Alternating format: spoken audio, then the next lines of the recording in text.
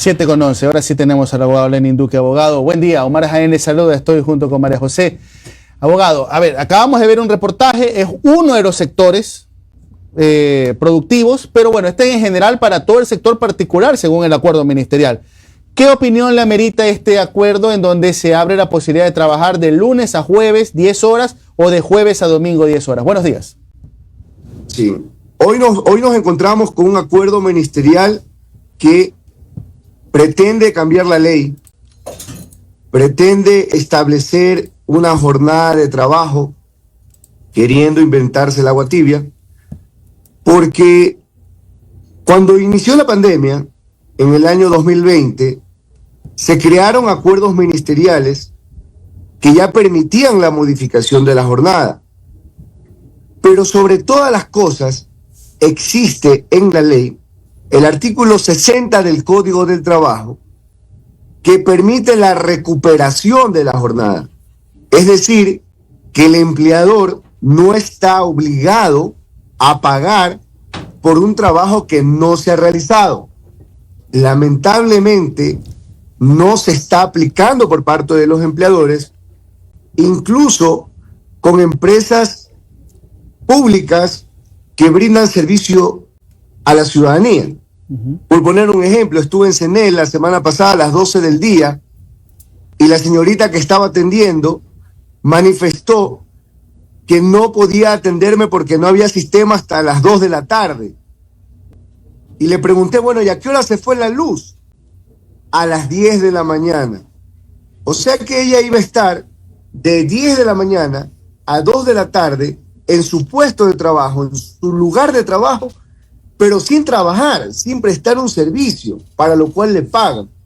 No es culpa del trabajador, ojo, no es culpa de él, porque si le dicen que tiene que quedarse el tiempo que no hay luz o que no hay sistema, tiene que quedarse dentro de la empresa, no está obligado el trabajador a recuperar ninguna jornada de trabajo.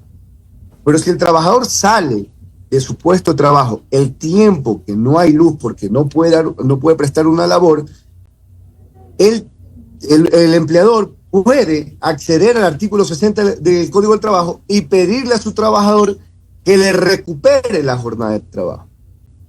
Eso es muy distinto a establecer jornadas de 10 horas donde, no sé, a mí me llamó mucho la atención la entrevista previa a que yo tomé la palabra, donde un trabajador decía, para mí es mejor 10 horas.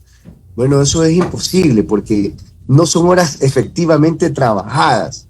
¿Cómo puede una persona concentrarse 10 horas seguidas cumpliendo una misma labor si a veces 8 es pesado? 10, no me quiero ni imaginar en esas industrias o en esos trabajos donde las personas tienen que hacer fuerza, tienen que estar cargando. Para mi criterio, no estoy muy de acuerdo. Creo que se debería analizar esto en las demás industrias en las que, para mi criterio, puede haber una afectación. Sin embargo, como no soy experto en ese tema, sino más bien en el ámbito laboral, si es que se va a establecer un pico y placa de lunes a viernes, pudiendo tener libre 3 días el trabajador, no sé en qué pueda beneficiar ese análisis que se ha hecho a través de la entrevista que ustedes sacaron previamente, porque al final va a terminar laborando las mismas 40 horas. Y hoy vamos a ver cómo nos va con las 14 horas, porque eso me parece que es medio improvisado el acuerdo ministerial, y eso pasa cuando los cambios en materia laboral no se hacen de manera democrática, sino a través de una sola persona, que es el Ejecutivo a través de su cartera de Estado, el Ministerio del Trabajo. Entonces, ahora, ¿cómo lo van a solucionar? No sé, o sea, ya el pico y placa, si es que las 10 horas de lunes a jueves no hay luz en esas 10 horas, ¿qué piensan hacer? O sea, ¿cómo improvisamos? Decir, compremos los famosos generadores. Sí, tal vez las grandes industrias tendrán el dinero para hacerlo, pero ¿y los microempresarios, los emprendedores, la gente de la tienda? No sé cómo el gobierno piensa que la ciudadanía común que sale a trabajar, la gente que tiene el subempleo, puede comprarse un generador para poder seguir laborando. María José. Abogado, buen día. el acuerdo indica que debe existir, valga la redundancia, un acuerdo entre empleadores y empleados justamente para enfrentar la medida. ¿Usted cree que se pueda dar este acuerdo o habrá coerción? ¿Sería una oportunidad para minar derechos laborales? Es importante lo que dice María José para que se entienda que no es obligatorio, no es de aplicación inmediata u obligatoria. Es inmediata en el caso de que el trabajador acepte y de común acuerdo se registre en el Ministerio del Trabajo ese cambio de la jornada de trabajo que forma parte como un adendum al contrato de trabajo, porque recordemos que los contratos de trabajo ya tienen una jornada específica. ¿Qué pasa si una trabajadora deja en el colegio a sus hijos todos los días a las 7 de la mañana? Difícilmente va a poderles firmar ese acuerdo, no porque no quiera, sino porque no se lo permite su agenda. Eso se lo vive mucho las madres solteras que pasan dejando a sus niños en el jardín a las 7 de la mañana, no va a poder firmar ese acuerdo. Entonces aquí sí también es un llamado a los empleadores, a los empleadores, a capacitarse a través de sus abogados especialistas en derecho laboral para ver las demás herramientas que existen, pero también un llamado a los trabajadores, porque no podemos darle toda la carga al empleador.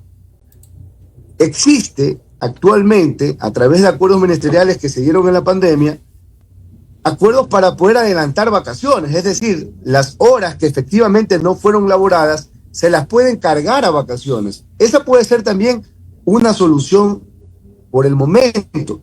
Entonces, sí existen otras herramientas, hay que capacitarse por parte de los empleadores y también capacitar al trabajador para que conozca primero la situación en la que se encuentra la empresa y cómo la crisis energética le está afectando, porque esto es importante.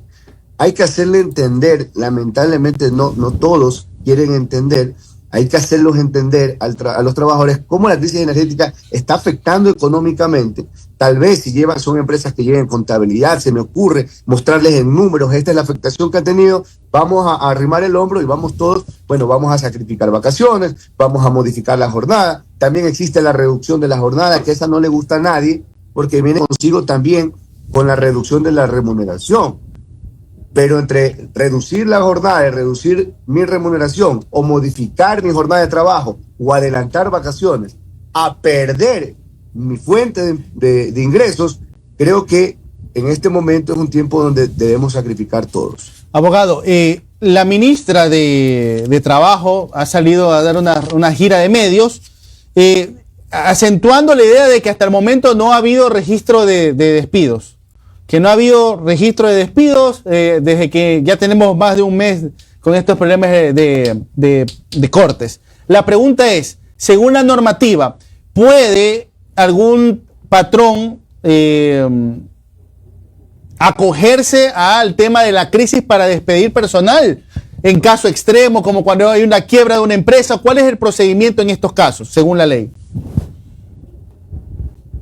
Cuando mencioné que nos traslademos a la pandemia en el año 2020, es justamente porque fue un momento que no se pudo prever, y aquí no busquemos culpables, porque los que generamos fuentes de empleo no sabíamos, no pudimos prever este momento. Entonces, existen maneras de terminar el contrato de trabajo de manera legal, como en la aplicación del numeral 6 del artículo 169 del Código del Trabajo, que dice que se puede terminar los contratos por fuerza mayor, por casos fortuitos que no se pudieron prever.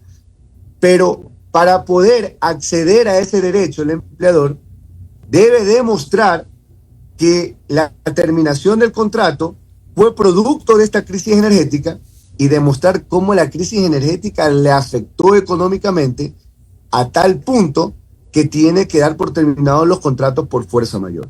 De no ser así, pasan a ser terminaciones de contratos de trabajo ilegales y de conformidad con el artículo 188 del Código del Trabajo. Eso se llama despido intempestivo y al ser ilegal genera una indemnización que tiene que pagar el empleador al trabajador. Pero aquí hay una trampita, y es importante, porque la señora ministra de Trabajo se olvida que las cifras del Ministerio de Trabajo dicen que más de 3.600 empleos se perdieron solamente en el mes de septiembre de este año. Vamos a ver cuántos son en octubre.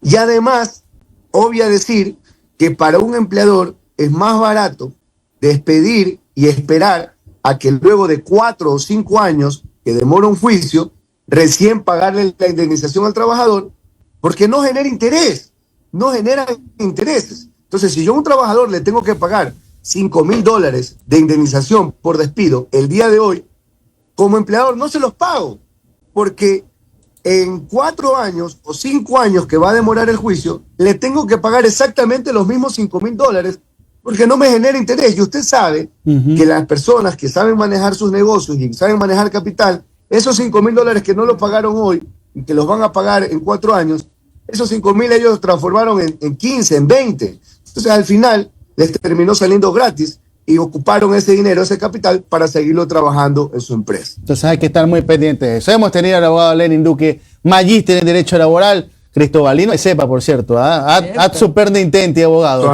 Su amigo. Cuídese, abogado. Muchas gracias y cuídese. Está por Quito, ¿no? Está por Quito, ¿no?